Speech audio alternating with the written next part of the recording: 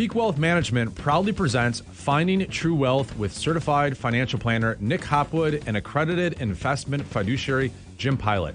Nick and Jim believe by making simple, good financial decisions, you can retire with confidence. And now, let's turn it over to your hosts, Nick and Jim. Welcome everyone to the Trust the Plan podcast. I'm Nick. And I'm Jim. And we're here to remind you to trust the plan, the plan, the plan. Like Bo Schembechler said. That's a nice segue. The team. Let's go back to August for a second, right? In our other studio, we did a podcast episode and we led in with the Michigan football predictions. And what did we predict? I remember it vividly, and I'm quite confident we predicted an undefeated season. We did. So how did that pan out? Perfect. Yeah. I will say, right, the Illinois game was the really risky game. Hold your breath a little bit, yeah. And that was the one that we just glossed right over, like, oh, Illinois at home, forget it, That's right? true, yeah. Yeah, so I thought that was interesting. And so as you look forward to next year, right, you're looking at the schedule, you're thinking, well, we could probably go undefeated again, right? We have a lot of players coming back, but then, there's an Illinois that's going to sneak up on you that, you don't see coming, right? And it happens. And it happens almost every year. Right. I mean, the last time we were undefeated was 1997. Yeah, and look how many other teams are still undefeated. Right. Yeah, there's only two undefeated teams, Georgia and Michigan. Yeah. So, if Michigan beats TCU, I'm going to work on getting to LA to watch that game. That would be awesome. I was at the Rose Bowl January 1, 98. That was like 25 years ago. So I got to be there again. Yeah. Keep the streak alive. All right, so what are we talking about today? Barron's, it was a Barron's article or a Market Watch article. Is on the 350. The lady says we make $350 per year. But yet we don't have any money, right? Yeah. Oh yeah. So, quote, I'm paycheck to paycheck. I make $350,000 a year. I have $88,000 in student loans, $170,000 in car loans, and my mortgage payment is $4,500 a month. Do I need help? Yeah, I think that's a fascinating article. Yes. Because especially, maybe I'm just wired that way, but I don't like debt, right? So to have that big long list of debt, yet voluntarily keep signing up for more, with the cars and with, obviously a big house payment and all these other things, it's probably not how I would choose to approach it the way that they did. So yeah, I think they could use some help.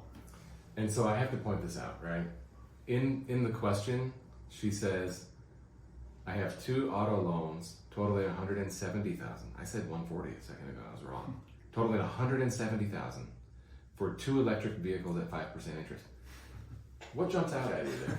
A lot of things, maybe. Yeah, a lot of things, but the fact that they're electric, I find kind of funny. It's irrelevant, isn't it? It is. It's almost like a way of justifying it, though, right? It's like you can say, well, they're electric, so I'm doing my part. It's like justifying why they have an incredible amount of auto debt. $170,000 in car loans. Yeah.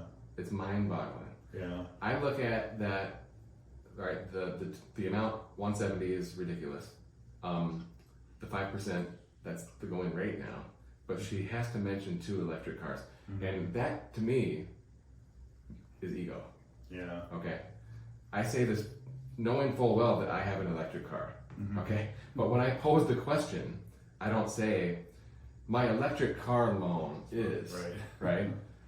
See the difference? Yeah. How many meetings have we ever been in when someone's like, you're talking about outstanding liabilities, and they talk about their car loan, but they add in that adjective, electric car loan. Not Never. often. Yeah, not often. Answer never. Okay. So this gives you an insight into the personality style. Okay. So I'm looking at this thinking ego. Definitely. Right? And so when you have a big ego, you need to justify these things and tell people, right? Right. And be seen in it. Right. You know what else you need to do if you have a big ego? Buy way more house than you can afford. Right. And, and spend on all other things in life, right? So you nailed it right there. You have to have the best stuff, okay? So it's probably, 2 expensive Teslas, probably a beautiful home, in the best neighborhood, right? And you don't have to have all this stuff, okay? Right. Like, if you are literally paycheck to paycheck, why did you take out that electric car loan? Why?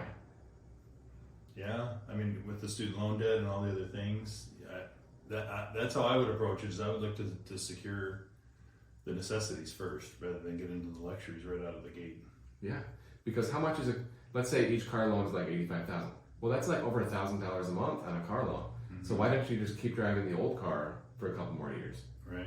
Okay, that's $1,000 or more per month.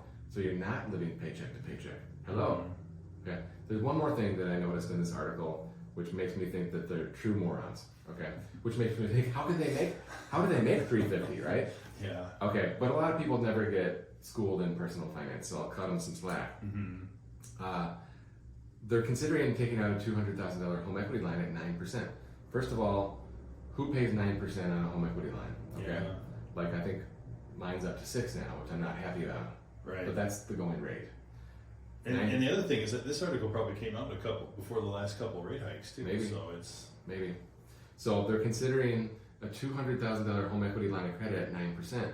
Well, what are you going to do? Pay off your Teslas that are at 5%? 5%, On your yeah. new 9% HELOC? yeah. So be smart, okay? Mm-hmm. We should call this episode Be Smart. Yeah. There you go. So anyway, there's also $88,000 on student loans, which is just a bad situation. I'm not sure, maybe Uncle Joe will pay off 20,000 of those, Mm-hmm. but I'm not sure if that's going to happen. And you really can't escape that student debt. Right. So with the car, I don't know if you have to like sell one of those cars. I don't necessarily know if that's the right answer, but they can probably rework their budget Mm-hmm. to just doing a Dave Ramsey type thing, right? I was thinking of Dave Ramsey as well. I think he would. I mean, can you imagine this guy calling in on the radio? He'd have a He'd be field rich. day with him. Yeah, you would. It'd be like the whole 3-hour segment. So I guess my advice would be expense tracking, okay, and uncovering where all this money is going, okay, Mm-hmm. because there's a great income. There should be tremendous capacity to save. It should be maxing out his and hers 401s, Right. backdoor Roths, HSA, joint brokerage account. They should be able to hit all those, Right. right? And I suspect that they're not. Yeah, doesn't sound like that would be the case at all. Yeah. Okay, so if you make $350, we just laid out the advice, Mm-hmm. right? The coaching advice, and don't buy 2 electric cars with huge loans. I mean, what if you have to drive across the country? Right. You're in trouble. Or what if you get up? What if you're out of work for a month or two? Right. Those bills don't stop. Oh yeah. I have one more thing I want to add. Mm-hmm. This is what we call a structural problem. Okay, Mhm. because you've committed to all these payments, the big house, the big car, the big student loan, whatever else. And so if your income stops for whatever reason for the smallest amount of time, Mm-hmm. you're in big trouble, okay? Right. Because you can't turn off. It's not like you're just gonna, cancel the trip or something or Right. or stop going out to eat and to save money. These are structural commitments. Right. So the monthly nut is huge Mhm. before you even start eating. Right. Okay, so keep in mind structure. It's called like house rich, cash poor, Mhm. right? That's the concept here, and it's a very bad position to be in. Mm-hmm. But they made these choices to put themselves in that position. Mhm. But if they're young, it's not too late. No, they can probably figure a way out, but they gotta smarten up real quick. The other big theme that it kind of alludes to that we do talk about a lot is lifestyle creep, right? They probably 100%. I don't know if the article gets real specific, but they're probably finally started making good money, maybe came out of college as a doctor or something, started making good money and felt like now we can live, right? We can finally live a little bit, and one thing leads to another, make more, spend more, and that's the definition of lifestyle creep, and we see it a lot. There's another term that I read recently that was synonymous with lifestyle creep. Mm-hmm. It was like Parkinson, like Parkinson's or something. Non-medical. Yeah. I think that people are trying to rip off the Jim Pilat lingo here. They probably are. Yeah, Makes repurposing sense. the medical All our terms. viewers, we're going viral. Look, our fans crave weekly content, and we're here to deliver. All right, everyone. If you'd like to learn more, you can learn more at peakwm.com. Schedule an appointment online. That was episode 154. Be smart. Next week, coming at you with 155, the all-new money market world we live in. Talk to you then. You've been listening to certified financial planner Nick Hopwood and accredited investment fiduciary Jim Pilat on the Finding True Wealth podcast, sponsored by Peak Wealth Management. You can learn more about Peak Wealth Management by visiting peakwm.com or follow on Twitter at nhopwood1.